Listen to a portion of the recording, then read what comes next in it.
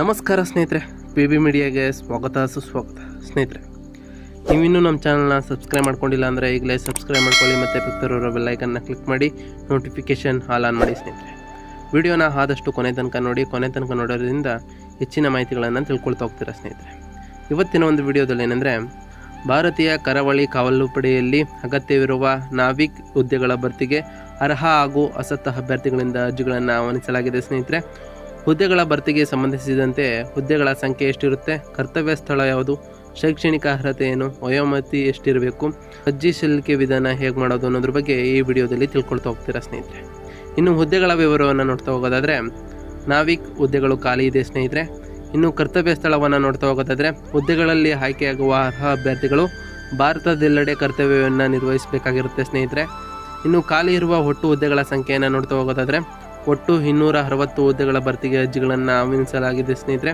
Screen ಮೇಲೆ ಬರ್ತಿರುವಂತಹ ಹುದ್ದೆಗಳನ್ನು ನೀವು ನೋಡ್ಬೋದು. ಸ್ನೇಹಿತರೆ, ಇನ್ನು ನಿಗದಿಪಡಿಸಿರುವ ಶೈಕ್ಷಣಿಕ ಅರ್ಹತೆಗಳು ಏನು ಅಂತ ಕೇಳೋದಾದರೆ, ಗಣಿತ ಹಾಗೂ ಭೌತಶಾಸ್ತ್ರ ವಿಷಯದಲ್ಲಿ ದ್ವಿತೀಯ PUCಯನ್ನು ಹೊಂದಿರಬೇಕು. ಸ್ನೇಹಿತರೆ, ಇನ್ನು ವಯೋಮಾನವನ್ನು ನೋಡೋದಾದರೆ, ಅಭ್ಯರ್ಥಿಗಳಿಗೆ ಕನಿಷ್ಠ ವಯಸ್ಸು 18 ವರ್ಷ ಪೂರೈಸಿರಬೇಕು ಹಾಗೂ ಗರಿಷ್ಠ 22 ವರ್ಷ ಮೀರಿರಬಾರ್ದು. ಸ್ನೇಹಿತರೆ, ಇನ್ನು ವಯೋಮಿತಿ ಸಡಿಲಿಕೆಯನ್ನು ನೋಡ್ತಾ ಹೋಗೋದಾದರೆ, SC ST ಅಭ್ಯರ್ಥಿಗಳಿಗೆ 5 ವರ್ಷಗಳ ವಯೋಮಿತಿ ಸಡಿಲಿಕೆಯನ್ನು ಕಲ್ಪಿಸಲಾಗಿದೆ.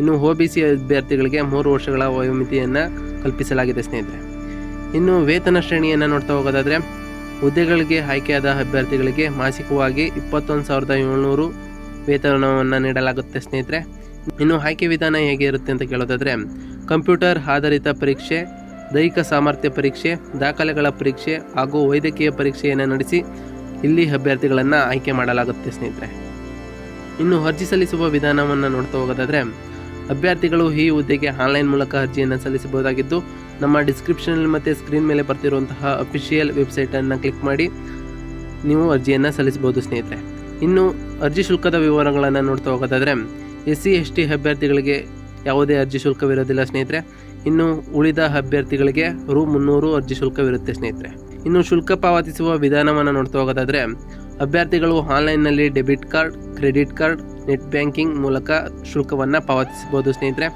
ಇನ್ನು ಅರ್ಜಿಯನ್ನು ಸಲ್ಲಿಸಲು ನಿಗದಿಪಡಿಸಿರುವ ದಿನಾಂಕಗಳ ವಿವರವನ್ನು ನೋಡ್ತಾ ಹೋಗೋದಾದರೆ, ಅರ್ಜಿ ಸಲ್ಲಿಕೆ ಪ್ರಾರಂಭವಾದ ದಿನಾಂಕ ಫೆಬ್ರವರಿ 13, 2024 ಪ್ರಾರಂಭವಾಗಿ ಅರ್ಜಿ ಸಲ್ಲಿಕೆಯ ಕೊನೆಯ ದಿನಾಂಕ ಫೆಬ್ರವರಿ 27, 2024 ಆಗಿರುತ್ತೆ. ಸ್ನೇಹಿತರೆ, ಬೇಗ ಅರ್ಜಿ ಸಲ್ಲಿಸಿ ಅಂತ ಹೇಳ್ತಾ, ಇವತ್ತಿನ ಒಂದು ವಿಡಿಯೋ ಇಷ್ಟ ಆಗಿತ್ತು ಅಂದರೆ ದಯವಿಟ್ಟು ಲೈಕ್ ಮಾಡಿ, ಶೇರ್ ಮಾಡಿ, ತಪ್ಪದೆ ಸಬ್ಸ್ಕ್ರೈಬ್ ಮಾಡಿ ಅಂತ ಹೇಳ್ತಾ ಸಿಗೋಣ ಮತ್ತೊಂದು ವಿಡಿಯೋದಲ್ಲಿ. Thank you for watching.